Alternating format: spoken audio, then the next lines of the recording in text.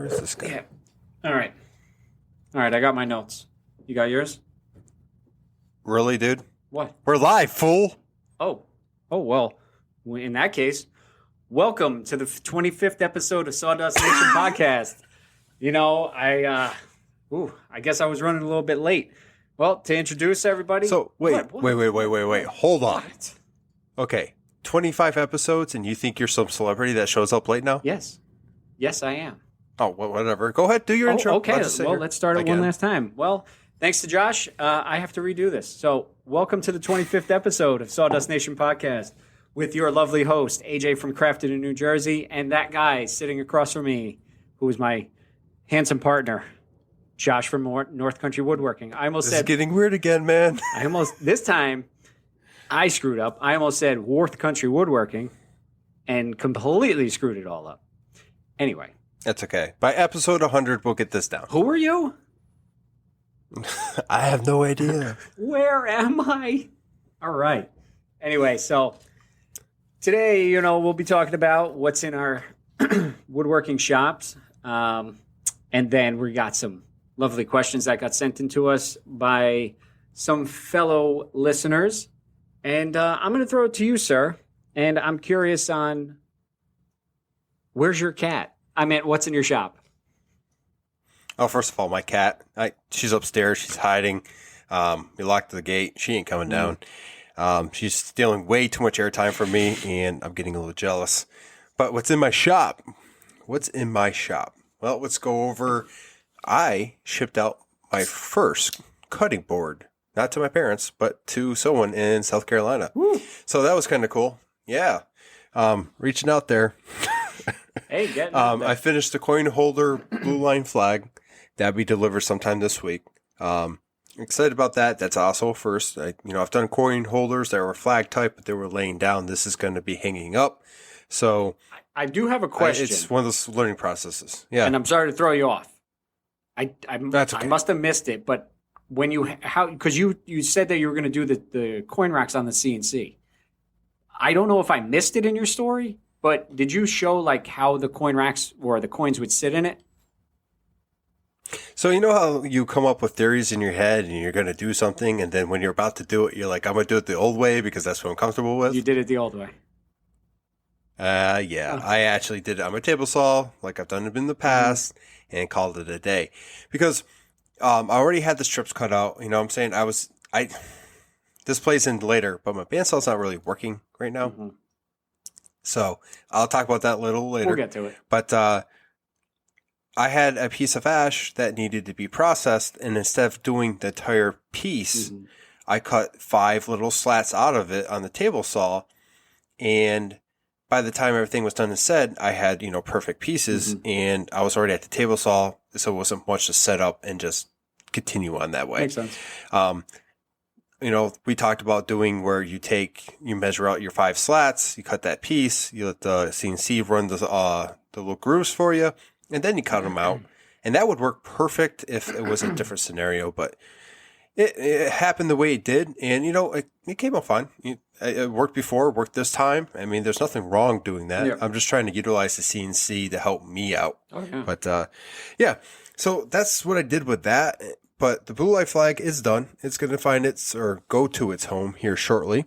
I have another coin holder I'll be doing for a local friend of ours.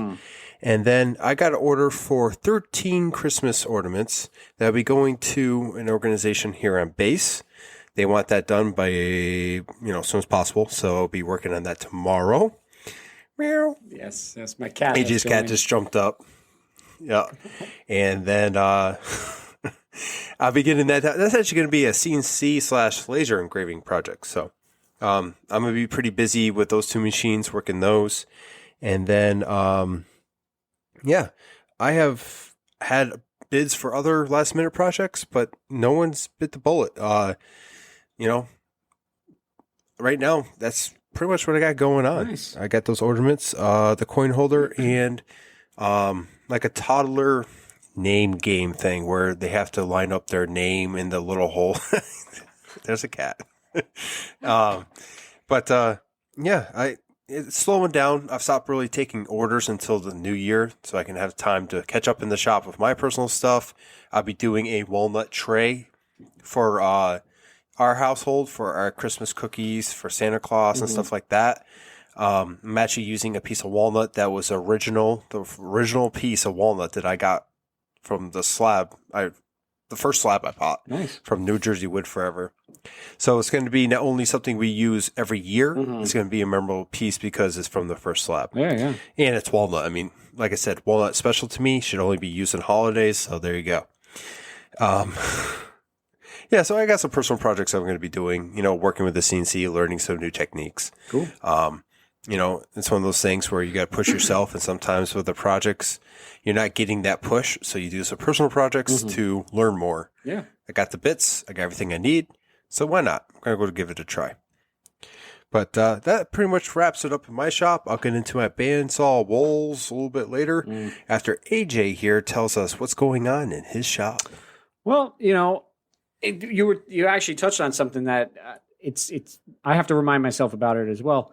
But you said that you learn more on your personal projects. I think you learn more because you at least have you don't have deadlines to deal with. It doesn't have to be 100% perfect, and you get to learn different techniques that you wouldn't normally do, and have that worry of, okay, maybe I screwed up. Now I got to remake one in this allotted amount of time. And that's why I like personal projects, because you get that freedom, if that makes sense. No, it makes absolute sense. And I agree with you. There are some makers that feel like if it's your personal project, it better be absolutely perfect because it represents you. Yeah. I mean, I'm in that camp where it should be pretty damn good. Like, it should be right up there. But I'm going to allow myself to make mistakes on my own stuff. So I'm not making it on someone that's paying for, what I'm doing. Yes. And it is one of those things where I'm more comfortable messing up something that, I might see the rest of my life, but it'll be a memory. Like, you know what? This right here is a mistake I made. I learned since, blah, blah, blah. Yeah. But, no, it definitely makes sense. But now one question is, if you make a piece, let's say, that hangs where you walk all the time, can you live with yourself knowing, because you're going to pinpoint that error out. Let's just say it's a bad miter joint or something like that. And, you walk past it every single day and you see that, oh, geez, stop touching the keyboard. I have 2 of my original bookcases sitting in my living room. My TV sits in the center with a electric fireplace and, the TV sits on. And those bookcases, if you looked at it or another woodworker, they might see them. But like to the average eye, like, they're not going to see some of those mistakes.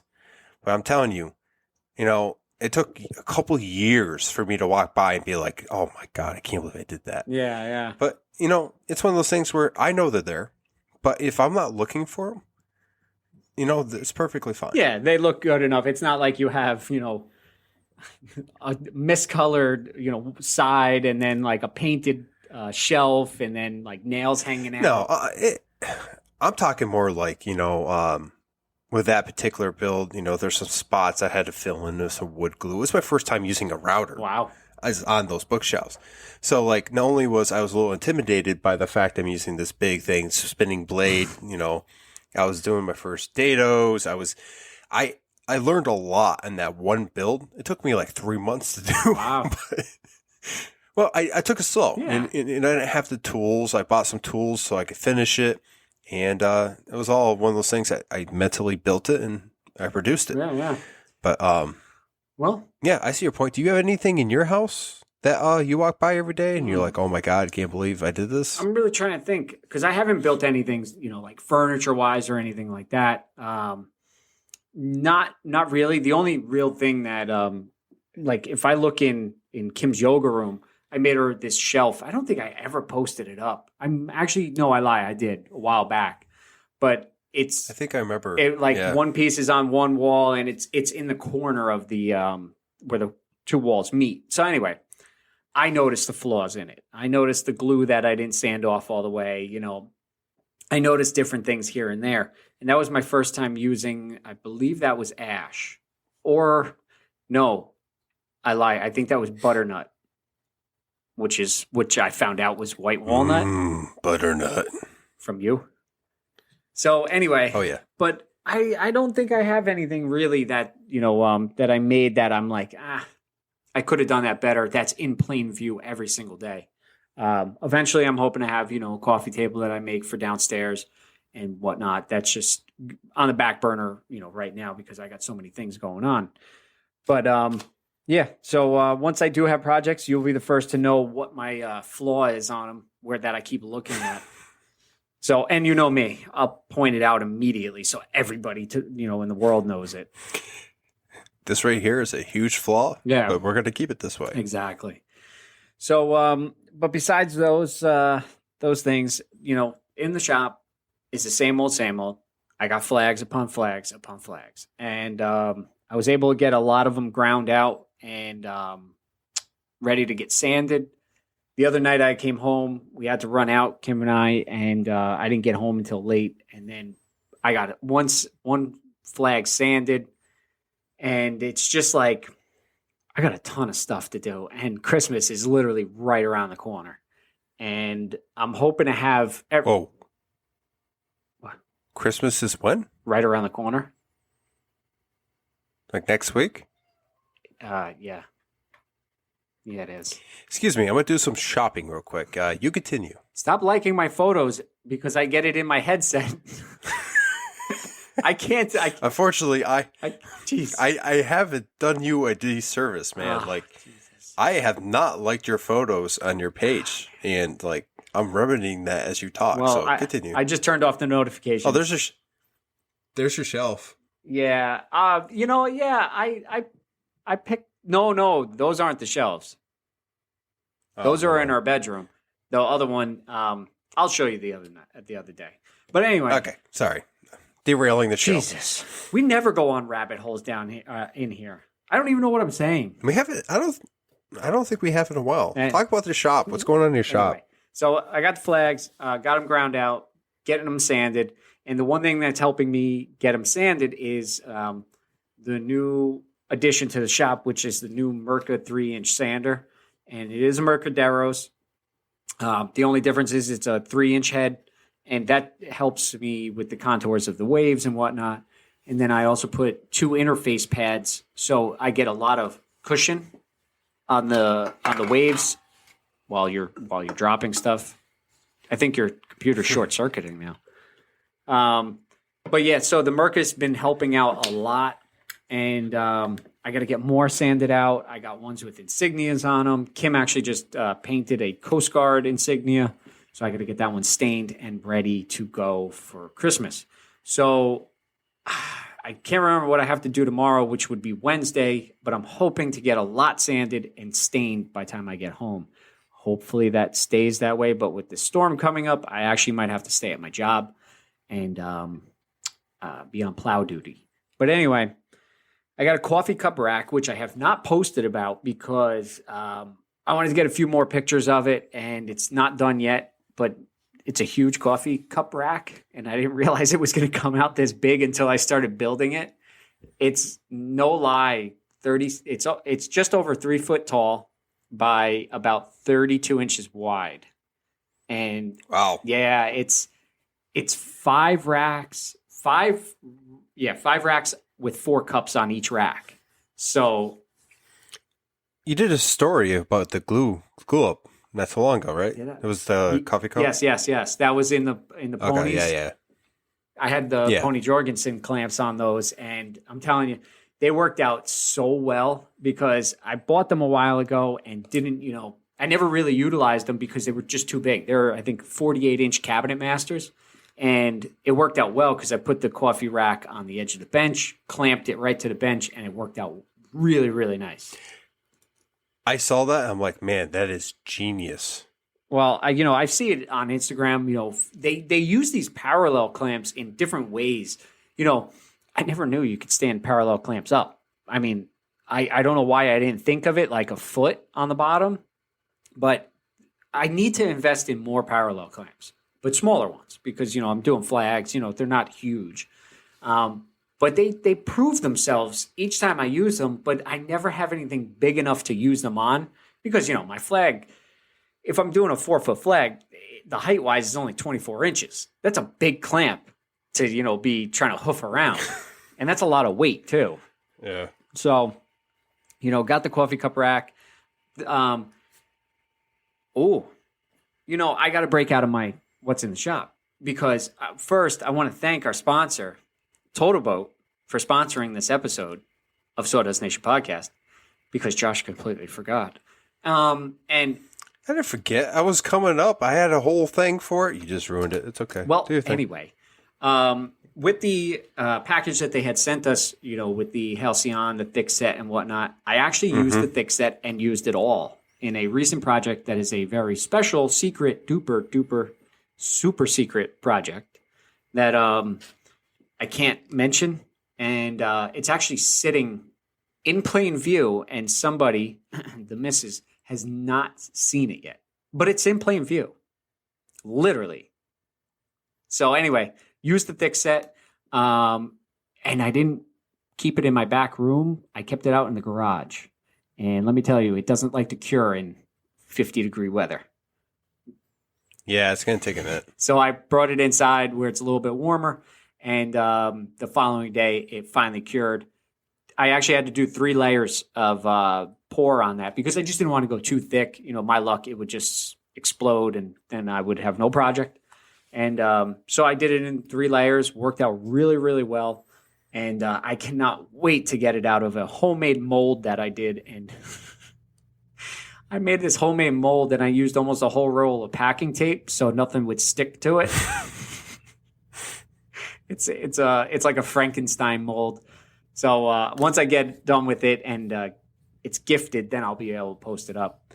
I just sent my first coat rack to California, and then remember how I said I was shutting down shop. Nobody's ordering anything. I'm not taking any more orders. Mm-hmm. Didn't happen, did it? Somebody messaged me on Instagram and said, hey, can you make a wavy flag for Christmas? And I went, no, not a wavy flag. And then he's like, okay, flat. I said, flat's easier. I could do that. I said, I actually had one 3-foot blank sitting downstairs and told him I had a 3-foot. He said, okay, no problem. This is what I want. And, got him priced out and it was getting shipped to Texas. It actually just shipped today. So I got that done in a week's time. It was engraved with the Army seal. I actually rendered the Army logo, the one with the star on it. And I showed him. Luckily, I didn't just push enter and just send it to the CNC because I would have been royally screwed on that. He wanted the seal instead. So I got that, did the stars on it as well on the CNC. And that actually turned out really, really nice. The other one that turned out really nice on the CNC, and I know we're going to get into bits and stuff and CNC questions, but so I won't dive too far into this, but I had a 1776 flag with the Second Amendment quote that they wanted done. And it was too large for my CNC, so I had to break it up into a lot of sections. And luckily this time I laid it out nice. I did oramask on it. That oramask worked out perfect. I need to buy more. And there's, I think, like a 150-foot roll that I'm about to click order on because I've been using it like crazy. And that stuff proves itself each and every time if you apply it right. Don't apply it like Absolutely. I used to. I used it on my flag and basically let it carve. And then when it was done, I went ahead and, because I pre-stained the piece, let it carve with the oramask on. Went back, carved the white spots in the blue line, stained them, and then, peeled it off. And there was a piece of stain out of the line. Yep. It was just perfect. Yeah. And that's the real, really the first time that I've used it correctly. The first time that it came out amazing. And I'm like, I am so glad I went this route. Oh, yeah. I'm telling you, that stuff, it works out great each time. Once in a while, on some of the smaller carves, I have some of it peels up a little bit, because I've had that, yeah. But, I can deal with there's super fine lines that usually peel up. But the bigger stuff stays, no problem. And I have to say, I actually had an issue with a flag in the past when I used oramask. It was stained. I put oramask on it, and it ripped the stain off. And no kidding. yeah, so I was like kind of worried, and because I needed to get that flag out. And so what happened was I got it fixed and whatnot, but I was worried on this flag that the oramask was going to mess up the stain. Not one bit. It held, nothing pulled up. I mean, it released perfect. The only thing I can think of is it was another flag for somebody else, and they had built the flag. So I'm wondering if maybe it was sanded too high of a grit, and the stain kind of didn't soak in as well. So we'll see. But I haven't had any issues on the flags that I just did recently with it, and it works out great. I can't say enough about oramask. That stuff works out fantastic each and every time that I use it, especially now that I know how to apply it. Things tend to work better when you know how to use them. I'll grant you that. That first time I used it, it was a mess because everything just bled. But anyway, besides the stuff that's in my shop, I got tons of stuff. You got tons of stuff. And I'm just hoping that I can get everything out by Christmas. I have unfinished flags that are literally they're sitting waiting to get stained. Sanded. And what are we? Only a week and change, maybe 8 days away. Yeah, see, I'm getting a little nervous because these 13 Christmas ornaments, they need to be out like the end of the week. Mm-hmm. And my bandsaw is in an op right now, not working. And I don't know if I made a story. I don't think I've talked about this because this is a little bit of a sore subject. I thought you did. You should know. No, yeah, that's right. You sent me videos. Yeah. Yep. It's been a sore subject.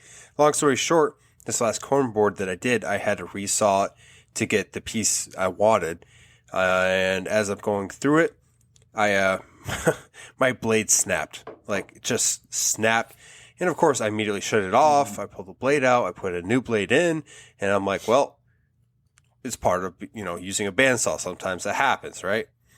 So I go to start it back up, make sure the blade's aligned, everything. And the blade's not moving. So I immediately shut it off. I'm looking around. And I look where my belt goes. And the belt snapped.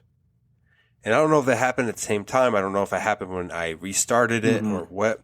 But it looked like it was rubbing a little bit, and it rubbed a little too much. So, because, our bandsaws, the RIKON, are adjustable. You can go higher or lower speeds and different pulleys for that. And I'm thinking it just got a little too close to one of the wheels, and it wore. I've been using it a lot. I use my bandsaw almost every time I'm in the shop. So, probably needed a little bit more wear and tear normally for that to happen. But the fact that it did happen, I just went on Amazon, ordered a new one, waiting for that to come in. How old was the blade? I bought it around the same time I bought the bandsaw. Okay. I don't remember. It was the beginning of the year, so it's almost a year old, I would say. Did you recently retension it without not by just the handle, but did you maybe adjust it a little bit tighter or anything? Not in memory. I loosen it when I'm done. I drop the neck all the way down. Yep. I honestly don't know what really happened to this.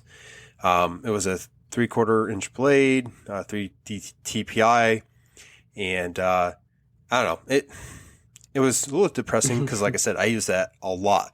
I have all these slabs, and a lot of the times I need to throw it on there and resaw it to get to the thickness and whatnot, or close to. So, kind of in a tight spot. I actually have to go to the lumber yard tomorrow and get some material that's 4S4 and get this ornament thing knocked out. Yeah. But I can't say too much more about it. It's one of those things that happened during safety week. So I probably should have brought that up and talked about the bandsaw a little bit, but it was a little sore subject at the moment. But how scary? Because knock on wood, I haven't had the larger blade break on me. I had one on my old Wen bandsaw that I think I overtensioned it, and it was a Carter blade, and I'm not sure exactly what happened because it didn't fail at the weld, but it almost almost was like brittle because literally it just shattered into like 3 or 4 pieces. And I'm not sure why. It's funny. It's funny you said it didn't break at the weld because mine didn't either. Mm-hmm. It didn't. Like the weld was probably about 6, maybe 7 inches away from where it broke. Yep. And it happened so fast. I don't know. Basically, I heard a loud pop. I saw the blade just sitting there, and I immediately shut it off. You know, it's one of those things where I don't know. That was my reaction. Just shut it off immediately. The only thing that basically got damaged that I saw, because I did a pretty good inspection after, especially I changed the blade, because when it popped, I looked around where the blade might have damaged. Nothing. I didn't think to look at the belt, but once the belt broke too, it was like a complete inspection. I opened every cabinet, went around looking. Yeah. But didn't damage anything except for the little 3D printed zero clearance that I made. And I'm like, I'm okay with that. Yeah, I lost the blade. Yeah, I lost the belt. But nothing else in the main machine is damaged. I can replace the belt and the blade and print another one of those. Not a big deal at all. Well, I definitely sounds like you had a crazy time with that. Because like I said, I love the bandsaw because I got one the step below yours, and I mean it works like a charm. You know, now that I set it up right and whatnot, and you know, I don't know if you want to talk. I don't know if you did find a resolution, but just to bring everybody No, we can go into it. I didn't find a resolution for it yet. Well, maybe somebody out there has the same bandsaw, which is, I think yours is the 10326. It is. Wow, see? Numbers. Can't remember anything else, but I can remember some numbers. So, but if anybody out there has a RIKON 10326 with the same style fence that Josh has, you can angle it. It's got, you know, a lot of adjustments on it. The 10324 that I have only has a fence that goes left to right. There is no, you know, adjustments on it any other way. Don't you have that 2.5? Sure. I don't know. But anyway, long story. So go ahead with yours. Well, okay. So for the most part, I found ways to make the fence straight. You know, just by, you know, adjusting it and whatnot. But I haven't found a way where I could tighten it completely down and it be completely rigid and actually have it level to the actual table. Yeah. I've messaged yourself. We've gone through it a couple times, but for the life of me, I cannot get that, you know, leveled up and ready to go. So, you know, I found workarounds, but it's not something I want to rely on the rest of the time I own this machine. It's something I want to fix and, you know, fix and forget type thing. Oh, yeah. So if anyone's had that issue where they were having trouble adjusting it, let me know, because there's really no YouTube videos about, you know, my issue. It seems like everyone just, you know, sets it up and it's level. There's YouTube videos about how to make it level, but it doesn't seem to address my issue of basically when I tighten it, it pulls away. So the top will actually pull away and cause it to, you know, the bottom pull in, and it's not level anymore. So, you know, the adjustments I have don't account for that kind of correction. It counts for everything but. Yeah. So I'm saying so a lot because I honestly don't know where I'm going to go with this. It's just one of those problems I've been having trying to fix. Since the machine's been down, I've been messing with that particular issue a little bit more because it's a good time to get it, you know, straight and ready to go. Yeah, definitely. So if anybody's got any info on the 10326 fence not being square to the table, definitely message Josh, let him know, you know, maybe there was a quick fix out there that, you know, he's just missing. I mean, I looked at the videos that you sent me and everything that you're doing looks spot on. I actually just found something online that after we're done recording, then I'll take a look at it and see. People do have fence problems that are not square to the table, so we'll dive into it afterwards. But yeah, it's knowing your tools. I mean, like we've said this probably every episode. You guys are sick of it, but we're learning. Oh yeah, you know what I'm saying. So, you know, I've been having a lot of tool issues lately because I've been utilizing them a lot. It's good, but hopefully, you know. We go through this, we learn, and we get better. That's what it's all about, right? Yep. It's always going to happen. And the best thing that you can do is, reach out to somebody that you know, or, even just a random maker online, because you never know who you're going to reach out to who's going to be able to help, And for all you know, I reached out to a lot of people with the same Wen bandsaw that I had and, got their feedback when I was having issues with mine. Learned a lot of different things, took a lot of different things, from different people and made it my own. And that saw, I have to say, since I got the RIKON, that thing worked great. Before I got the RIKON, it didn't work. It didn't want to work at all. It got scary. And it was like, oh man, I really got put out here. But anyway, so let's jump into some questions because we got a couple that were sent in. And I think what we'll do is let me shuffle my papers over here and get to the millions of questions. Shuffle. Okay. We need questions. You guys, the ones that are submitting them, thank you. But we do not have millions of questions. I would love to have millions of questions. We have 3. And thank you for the 3 that we have. Sir, it's on you. Okay, so this one comes from a faithful listener named Trails Custom Woodworks on Instagram. And he wrote in and said, what was the one tool that you bought for the shop that you didn't like or felt like it didn't do what you wanted to do? So Josh and I had a bet going earlier before we started the recording, and I bet Josh a Mirka and my table saw that he could not tell me what my tool of choice was. So my choice was my jigsaw, and he thought it was a joiner. Who would have guessed that? I mean, like, of all the stuff. No, but it's the jigsaw is one tool that I don't use all the time, but when I do, I realize why I hate it. And you mentioned the router table. I hate that router table. It's a very cheap router table, and it likes to loosen up and then go out of square. And now when I did a few coin racks and noticed that the one coin rack was kind of centered and then it tapered out and almost like there was paper thin edge on one side, but like a nice centered cut on the other. Well, the fence went out of line from the vibration. Mm-hmm. So let me tell you that whole thing. But anyway, the jigsaw that I have is a refurbished rigid Fuego jigsaw. I don't like it. The RPMs on it are way too much. It's comfortable, but it's just too fast for me. It almost feels like a Banshee that just got loose, and it just has a mind of its own. I got to get something new. I'm looking at battery power. Yes. Talk about jigsaw or reciprocating saw. Sorry. Jigsaw. Oh, I thought for some reason you were talking about the No, okay. Not a Sawzall. My bad. No. I got a Milwaukee cordless Sawzall, and I love that thing. It works out perfect. Oh. Well, this is going to be weird. I totally thought you were talking about something different during pre-show. Nope. Go ahead. A jigsaw has those little small blades.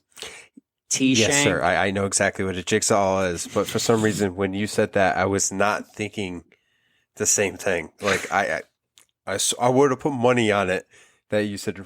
Yeah, it doesn't matter. Anyway, continue, please. Okay, so the jigsaw that I got, I never liked it from the day I got it, and I was going to return it, but I needed it, so it just kind of lives in the shop right now. But eventually, I'll get the cordless one from Milwaukee, and I think I'm going to switch from barrel grip, even though I like the feel of a barrel grip, but the Milwaukee one is very long with its battery on the tail section. So I think I'm going to go top handle and see how well that works out. And I watched some review videos. They liked it, for different reasons. And I think that kind of threw me in that direction. But anyway, yeah, my choice is a jigsaw. And I'm curious on what yours is because I never asked you. And let me think. You have one tool that you got and you don't like. Is it a tool used often? No.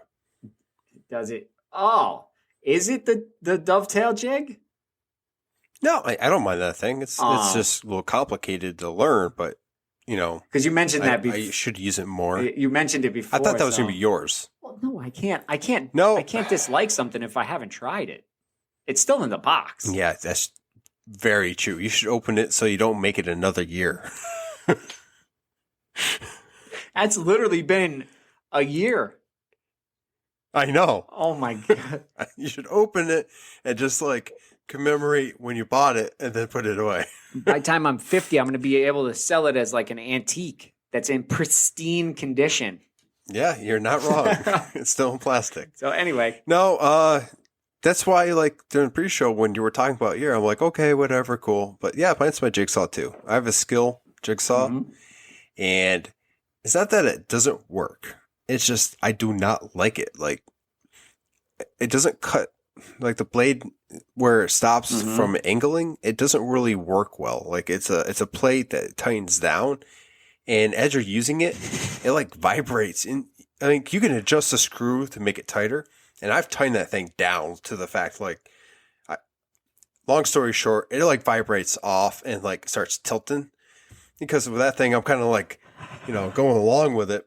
And it starts and I have these tilted. I hate it. Like I absolutely hate it. When I got to CNC, I'm like, I literally looked at the garbage, looked at the saw, and I'm like, I should keep it just in case. Yep. Because you never know when you'll need it again, and you'll need it right after you throw it out. Oh my God! Like, I do not like that thing. Yep. Like I don't know why. Like, it's just the handling of it. If it's the way it cuts or everything. Ditto. Anyway, so so I'm just gonna flow into this one, but we got a second question that was sent in by Nick over at NPG Creations, and he was asking if I had it up on my phone like I told you I did, but he was asking about CNC bits, and his question was, got a question for the SDN crew, so Sawdust Nation crew. What type of CNC router bits? Thank you. You're very welcome. Welcome to the show, sir. I was so lost. Oh, who are you? So what type of CNC router bits are your favorite to use? Likewise, which are your go-to bits for carving? So I'm going to throw it to you since I took the other one first, sir. Well, my first response to him was all of them.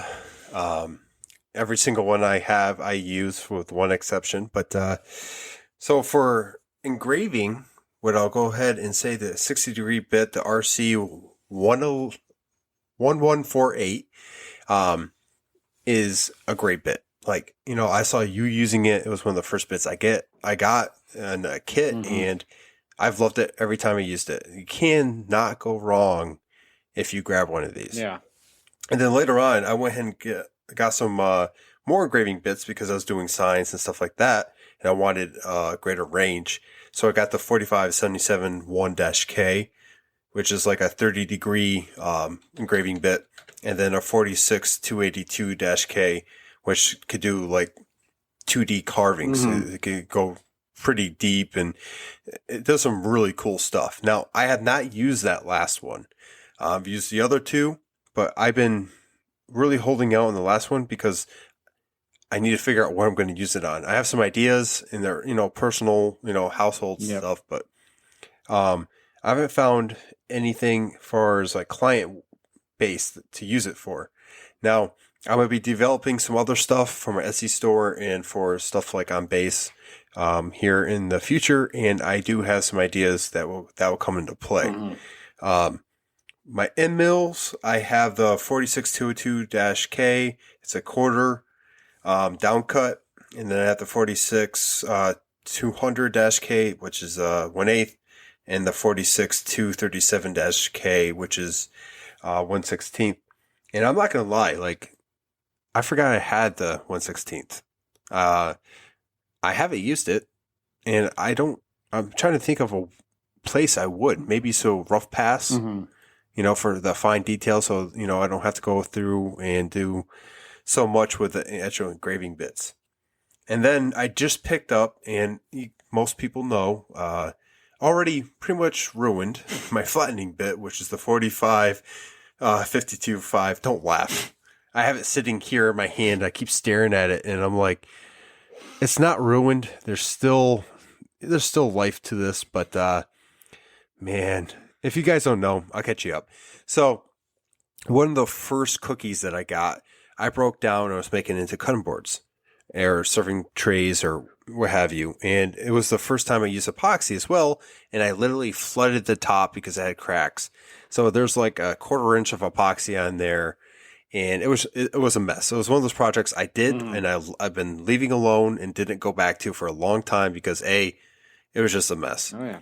So I have a leveling project from a friend of mine, and I'm going to go ahead and try it on one of my own pieces so I don't mess up the beautiful pour he did. So I go ahead and throw it on there. I'm like, this is perfect. It's epoxy. It's going to hit a little bit of wood. It's going to flatten it. And then I could just continue on and I'll have this down. Well, what happened? A couple of things actually. So I had it going too fast at first and it was enough vibration for it to disconnect from my computer and the router would stop. So I finally figured out what was happening there because I'd come out and the router would just be stopped. I mean, like I don't know. So learning curve, right? Good thing to learn. I got it now. Because if you look, the feeds and speeds are like 150 and like 1/8. It's pretty much, it's going fast and you can't go that in the next car. You just can't. So I didn't obviously do that. I stepped it down quite a bit, but I was still going too fast. So I finally get it down. It's doing its thing. Like I come inside, I have the camera up. I know I'm doing some other work.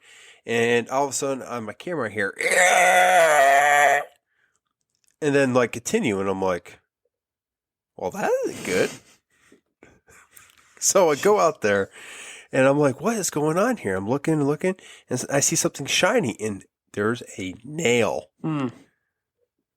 in the cookie. And I'm sitting there, I'm like, well, I'm going to let it finish this pass. It's already passed it. Yep. Let it finish, and then I'm going to remove it and flatten it in another means.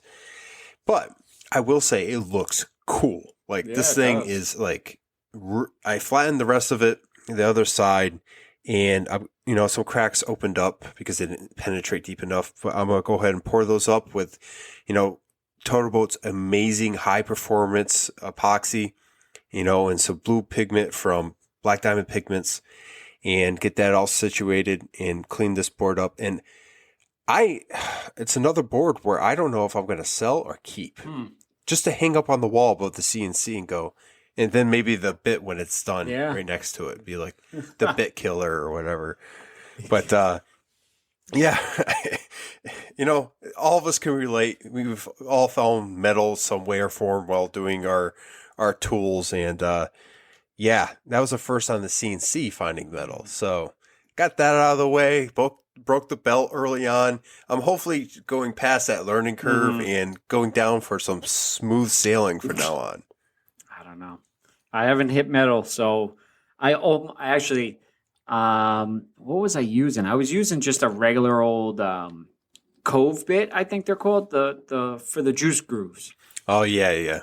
Yep. Well, I was using that, and as it went to go back home or to its zero after the carve was done, it skimmed over the aluminum clamps that I have, and immediately I'm like, I need to just 3D print some clamps because that would have been a really bad thing. It probably would have broke the bit. It could have done something to the CNC.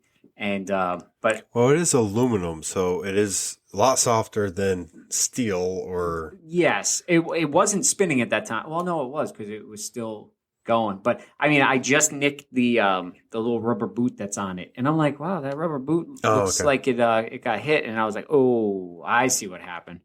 Closest I've been to hitting something, but when I first got my CNC, I had picked up, because I knew I wanted to go Amana and I wanted to buy them from Tools Today.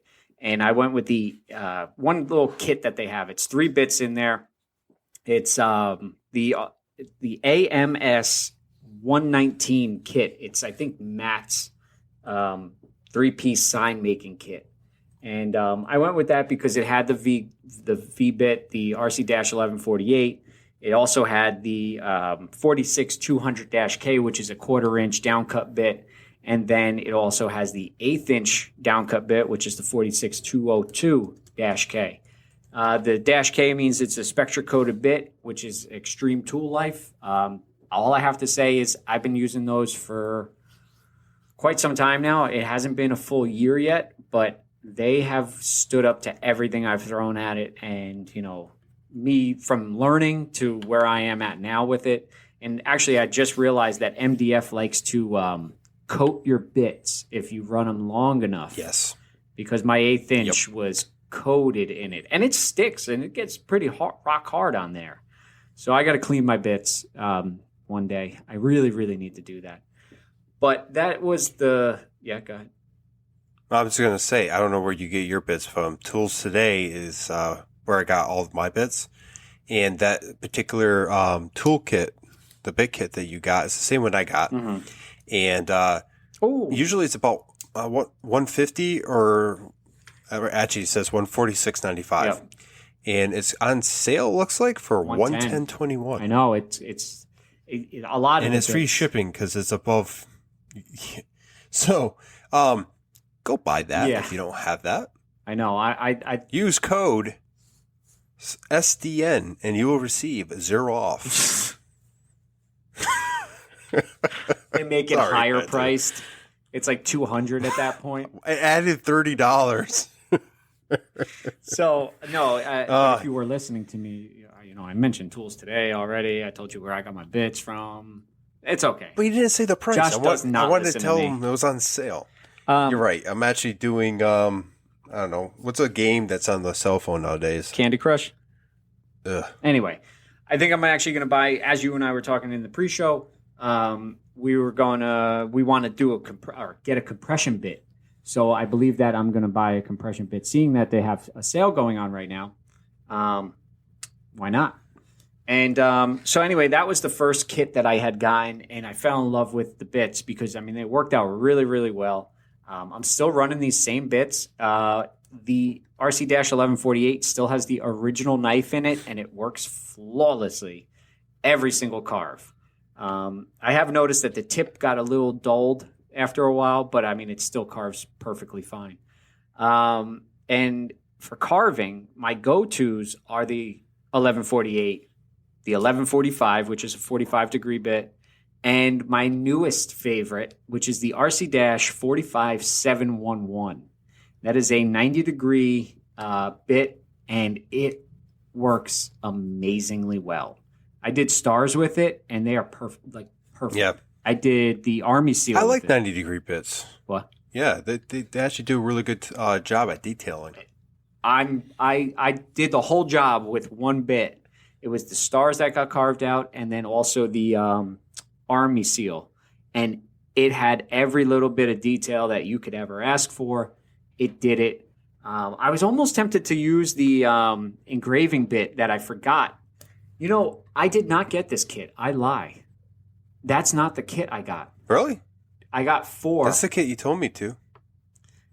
I got the 1/8" downcut, the quarter downcut, the RC-11. Amos. I don't remember. Amos, I think it's 109, not 119. Yep, that explains my 116th. Okay. We apologize deeply for misinforming our listeners. We actually got the Amos 109. Yeah, that's the one you got. You did. I didn't. I don't know which one I got. Oh, that's the one you told me to get. Yeah, I told you because wrong. It gives. Wow. Okay. I got 4. We're going to talk about this later. I got 4 bits in mine. Yeah, this is 4. I got the 109? Nope. I got the 1148, the 1/4" downcut, the 1/8" downcut, and the 45771 engraving bit. Oh, yeah, you steered me around the wrong direction. Anyway, the 109 is the one I got. It's 125.96, usually 167.95. Long story short, he might have steered me in the wrong direction on that. I don't know why you listened to me. Honestly, I don't know. New to CNC, and the first thing I did is go, AJ, help! And then NPG, help! And, yeah. Anyway. long story short, it's a good bargain. Like I bought that. Like I said, I just don't use the 1/16 because I haven't found a use for it yet. But the rest of them, the quarter and the eighth, I use them all the time. And, obviously the 60 degree. So, I'm wondering if I got mixed up because I don't believe that they have that kit that I bought a while ago anymore. Yeah, if I find it, I'll make mention to it in stories and whatnot. The cutting board I just did, I obviously used Totalboat epoxy for that. Mm-hmm. And I didn't want to go too deep. Mm-hmm. Like I didn't want to cut, too deep into the cutting board. Because, with a 60 degree bit, you're cutting pretty deep. And I wanted to, do more detail than that. And I used the 90 degree bit for the first time on there. So that was my experience with it. And with that detail is just, I loved it. Like I've heard of higher degrees, even finer details.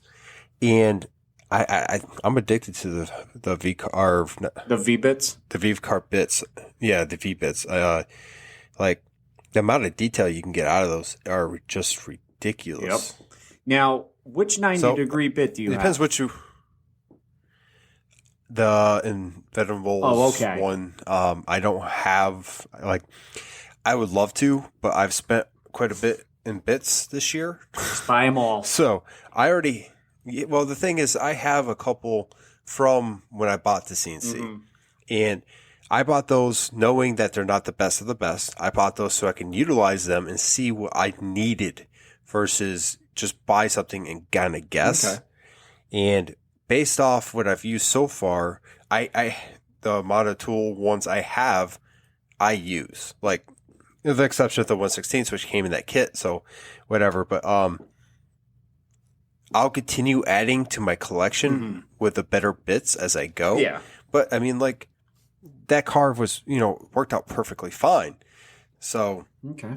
I mean, I've actually since then figured out better ways to go about carving with that particular bit that's provided. And that information came from Edwards Woodworking. Let me make sure I got that name right. He actually saw one of the videos I did and he reached out and he's like, hey man, I have a better way to go about, Edwards Woodworking. Carving with that particular bit, it's going to sound crazy, but in easel, you have to go full depth. And that causes it to go to the perfect V and actually does a really clean carve versus I had some chips and stuff I had to clean out.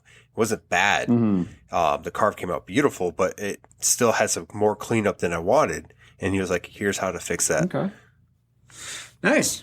Well, I mean, these bits, you can get lost in these bits. They have so many of them, so many different styles. I want to apologize again to the listeners of this fine podcast that, I'm steering everybody in the wrong direction on the starter kit. Once I find out the number of it, I have to post it up because, like I said, I scrolled through the whole thing. I don't believe I saw it anywhere in there, but it did come with the 4. And it was just one different one than yours. I actually wish... What was that one different one? That was the 45771. That was the 30-degree engraving bit. So... okay. Yeah. I did buy a kit, but that came with a 45771K, the 46282K, and then I found another bit. But anyway, long story short, we talked a lot about bits, CNCs, and whatnot. I do believe we have another question from Breyer Woodworks. Yes. And he wrote in asking, would love to hear you guys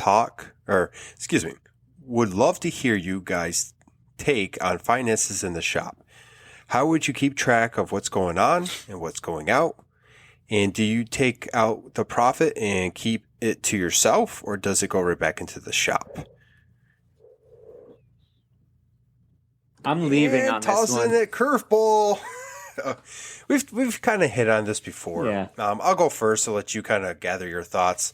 But so it's a little bit of both. I've tried to give the household a little bit of the profit, so it eases my spending in the shop because I bought tools this year. Yep. Anyway, but for the most part, it goes right back in the shop. And as far as what comes in, what goes out, I have in total different account for the business. So everything that, customers give me, I know what goes in, goes out of that. I could track it. And in the beginning, I didn't do that. And it kind of got muddied with the rest of the household money, and quickly learned that I needed to separate it. That way I can see like, okay, this is what I have for materials. This is what I have for this. This is what I can do with, this money. I can spend it, whatever. And then be like, okay, I've made enough. I don't need a tool at the moment. Here's some money into the other account. Mm-hmm. So that's kind of how I've ran it. I don't know how you're running it because you're not depositing any money in my account. So I just don't know. No, definitely not. And, since I started this in the beginning, I wasn't doing really much with it. I lie. I kept it to the side. I wanted to keep it, shop money was shop money, and that was it. But, starting out, I'm not making a lot of money, so I don't have, the funds to go out and buy a table saw or whatnot. So I had to dip into, my regular cash and, buy it without the shop's money. Eventually, I would like to have the shop supporting itself. So as I buy new product, any kind of the materials that I use, that comes right out of the shop money. I try to do as much as I can. But, in the past, I go a little ham when it comes to wood. And then, like I said, I go to a lumber yard or somebody who's selling wood, and I become like, I don't know, Joe works some wood. And literally, I think that I know more than I already do. So I'm like, yeah, I can build fine furniture and in 2 days, no problem. Just let me get all that wood. So I spend a lot of money on wood that I never use, which is kind of sad. But anyway, my finances right this very second, I just keep them separate as much as I can, and then try to utilize as much as I can of the shop's money before I dabble into, taking it out of my other stash. How do I keep track of this? I write it on the envelope and keep crossing it out and keep crossing it out and keep forgetting what's actually in the envelope. So now I have to recount it again. It's a train wreck. I have no real good solution of it. I actually want to go and sit down one day and go over how much was sold from the day I started, and just see what kind of projects I made and what kind of the money wise was coming in over the whole time, and see where I'm at. I almost want to really shake it up and tally up how much money in tools isn't downstairs, and then see how much money is on the back end of that. No, don't shake your head. I want to do it one day. Don't do that. You're gonna scare people. Listen, in your household. Listen, I never actually posted anything up. I don't even think you've seen it. I know expensive tools. I have my toolbox at the shop is like easily probably at least $80,000-$90,000 worth of tools plus the box. So I know expensive tools. It's full. It's full of tools. It's a big toolbox, and so it wouldn't scare me so much to say, oh, my table saw cost me this much, whatnot, because I've been through it, in the shop. So I think it's more curiosity to see, okay, how far in the red am I versus how far am I in the black? Because I know the black is nowhere near me right now. I know I'm way deep down there in the sea of red. Well, I mean, to clarify, we've all tapped into the household funds. We have to in the beginning because you don't have the income coming in with the projects that you're trying to do. I tried pricing projects for tools in the beginning, but I got more tools on top of that. So, I'm really hoping this coming year I could pay back the house a lot more than I have in this previous year. But again, we haven't been doing this all too long either. So finances, yeah, we're both kind of shaky on them. Yep. I would definitely change up your envelope style. No. But Yeah, whatever works for you, Look, man. when the front it's side, your shop. when the front side gets filled, you got a backside. Look how easy that is. Yeah. But yeah, it's just one of those things where you got to find what works for you and your family. Mm-hmm. That's what it comes down to. I usually just cut a hole in the bottom of the mattress and just stuff it in there. That makes sense. Yeah. And then I write on the mattress.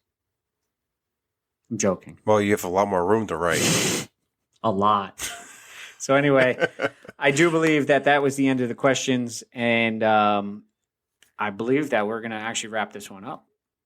Look at that. Look at how on cue we are right now. This is like a one-take episode. So anyway, if you enjoyed this episode of Sawdust Nation, hit us up on Instagram at Sawdust Nation Podcast. You can send us a voice clip on Instagram. You can also email it to us over at sawdustnationpodcast@gmail.com. Send us a voice clip. You can also write it in. We like playing your voices on the podcast, and then you become world famous along with myself and Josh's cat. And then, and Josh is there. He's there too.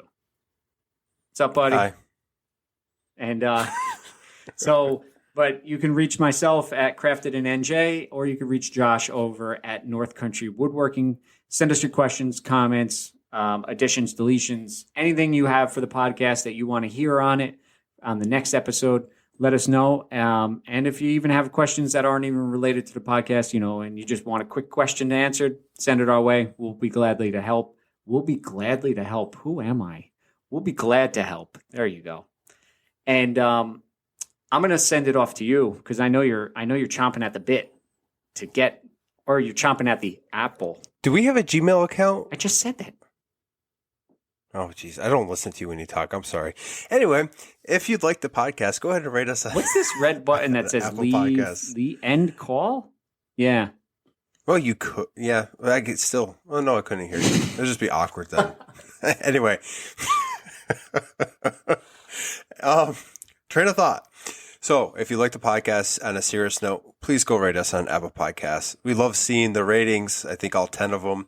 And we would love to see more. It helps us in the stacks.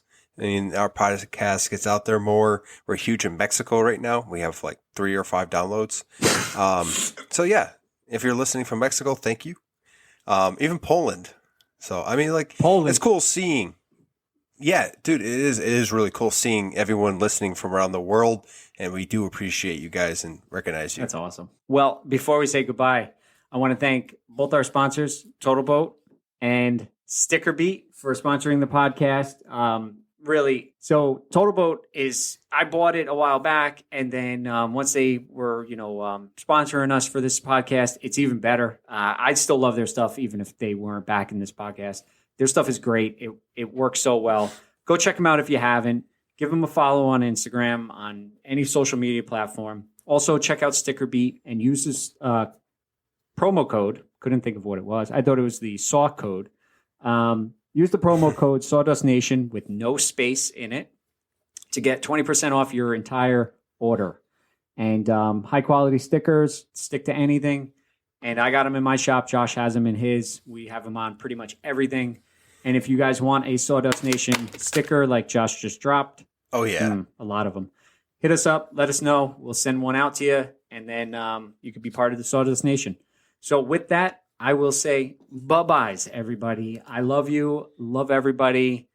And Josh's cat. I'm out. I never get any love from you. Love you, buddy. Anyway, Sawdust Nation now.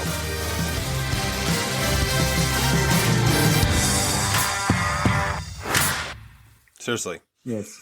Seriously. Seriously, I have to go pee now. That cannot be in the podcast. This is a family show. I want to file a complaint with your HR department, please. I signed up for a family-friendly show, and Sawdust Nation's not it. I'm sorry, ma'am. You're going to have to leave the building because we don't care. We just have fun and, have a good time. I don't like that character. Wait, you don't like the nasally voice? I don't like that character. No, I can't. I get chills. I go like, ugh. It's like... That's the point. My kid loves it. Every time he hears it, oh my God, he runs up and he's like, Nasally Nelson. that's, yes. All right, I'm ending it.